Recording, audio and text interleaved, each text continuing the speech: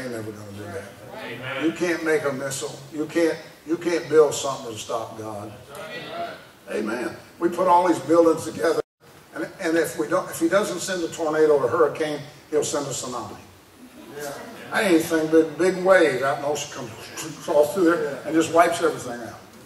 And big condos. One man was standing that big tsunami they had a year or two ago. He's standing with his wife. He talked to her on the cell phone and told her where he would meet her. And that tsunami come and hit. And when he got over there, not only was she not there, there was no buildings there. There was nothing there. It had just been devastatingly destroyed, just completely wiped out. What he's saying, I'm saying, we better be real careful how we treat his wife, the church. We're going to answer for this business. Amen. But that would be a good way to get out of here. Go ahead. It don't matter to me if Iran does throw a big old bomb over here. That'd be a quick trip home, wouldn't it? Oh, you said, but I don't want to burn and suffer and all that. You ain't gonna know about it. It'll happen so fast. You don't even have to think about it, because you ain't gonna get no warning. You know what I mean? They ain't gonna say, well, there's a missile on the way. You got 3 days to get out. It ain't gonna be that way. Bang, it's over. And maybe that's why the United States not mentioned. I don't know about any of the end time where anything's said about it. It may be we've sided with everybody else against Israel, and that's punched our card. I'm not telling you that that's what it is, but it could very well be. There ain't much said about us that I know of. I mean, you can separate things around and pick things. I don't know. You're going to have to really stretch it to get us in there somewhere. Huh? I mean, some have cheated the church, some have charged the church, some have condemned the church. Yes, sir. You hate the church. Yes. I think we've got a hater in there now. Yeah. I think he hates religion. Yeah. Hates Christianity. Right. Now, he don't hate Allah, Yeah. Muslims, but he hates us. Yeah, he does. Ain't that funny how, am I the only one saying, don't that seem like that's the way it is? It's I mean, they won't stick up for us at all. No. I mean, you understand that rights group and the ACLU, they ain't never stepped up and said, now we got to, they need to carry their Bible anywhere they want to go, and they have freedom of speech. They ain't never done that. But man, they go to the airport and build them special bathrooms for them yahoos. They ain't need no business over here anyway. Building their mosques and all that stuff. This is a Christian country. I don't care what the president says. Amen. This was founded on Judeo-Christian principles. They can deny it all they want to. They can change the history books, but they're lying about it. I mean, all you got to do is go to Washington, D.C., take a little tour. I mean, they're even covering them words up. They're trying to take some of them verses down and all that stuff. And hide it out. And reintroduce an American history that we know nothing about. Telling these young kids. Right now, they're fooling around with this thing, with this swine flu. Yeah. Listen to me. 36,000 people a year in the United States die from ordinary, common flu. Right. Amen. One kid, as last I heard, one child, 24 months old, come out of Brownsville, come over from Mexico into Brownsville. That kid died, and now they got this plague going everywhere. And it's going to kill us all. Big deal. You've got to die some way. Everybody now gets a runny nose, runs to the emergency room, and you can't even get legitimate sick people in there for these dummies. That's Brother Mark's word would come in handy right there, dummies. The way we treated the church. You're not going to, listen, we are not going to get away from this judgment seat without suffering if in any way we've hurt the church. Amen. Oh, I think he's going to be angry about it.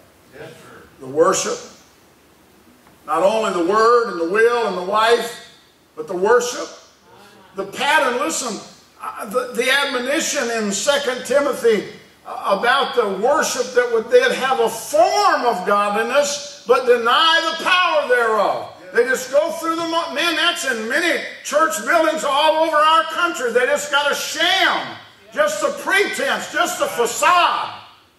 You got this guy.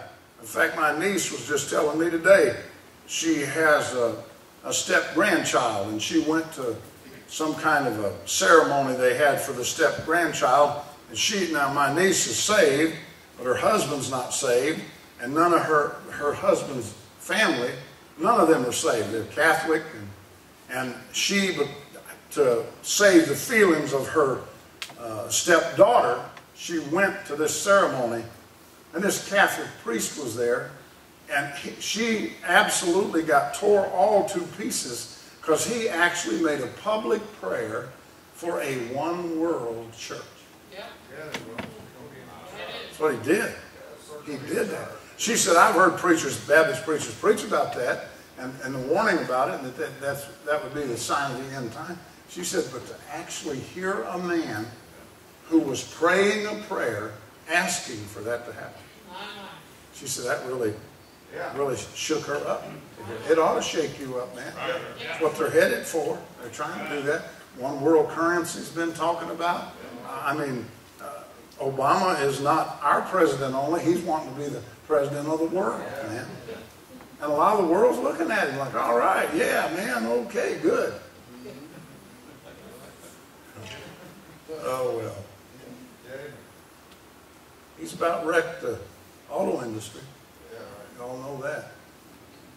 God help us. And not only that, but lastly, the wealth. He's going to be angry, I think, about the wealth. And by wealth, I don't mean monetarily. Holiness is missing. Holiness is a wealth. It's a rich. It's the part of the riches of the church. It's holiness. For us to have holy living, consecrated lives. Amen. Lives that are separate from the world. Paul warned about that. Peter talks about here, about the admonitions that Paul gave in his epistles for this end time. He said that there would be some that would come and they wouldn't stay right. They wouldn't be right. They would preach a false doctrine. He talked about Hymenaeus and Philetus. He said they erred from the truth. They preached that the resurrection was past already.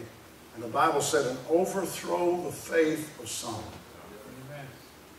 And then the next verse says, though, nevertheless, not one bit less than what it always has been, the truth still standing. Nevertheless, the foundation of God standeth sure, Amen. Having this seal. What is the seal? That the Lord knoweth them that are his, and let everyone that nameth the name of Christ depart from iniquity. Amen. Dr. Vance Havner said years ago about that verse, he said, I'm mighty glad that the Lord knows them that are his, because in the day in which we live, many of them are hard to identify. Well, ain't that the truth? When they're walking down the street, man, I'm talking about even some that have just left the church house, and you can't tell the boy from the girl. Amen. Amen. I'm sorry. I didn't make us this way. God's the one made male and female. He made them a distinction between them. And there still is a distinction. And the man is the federal head, no matter how many women don't like that. Right. Amen. He's still, in God's economy, the man is responsible for the priesthood of that home. Well, I tell you, we're in a mess in America. We need a revival of manhood. Amen. We need Mark McGahee preaching about every 3 or 4 minutes to everybody he can get a hold of and call them punk and wimp and what's the other word? Creep? No, what's the word you use most of the time? About little old punk kids. Geek. Yeah. Geek. Nerd.